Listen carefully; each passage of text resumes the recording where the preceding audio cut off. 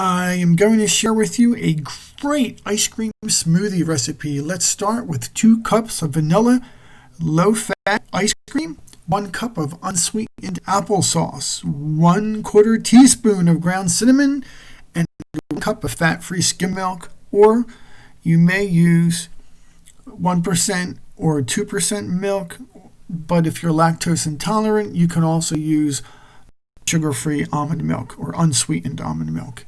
And then a little pinch of ground cinnamon if you would like. Just combine everything into your blender.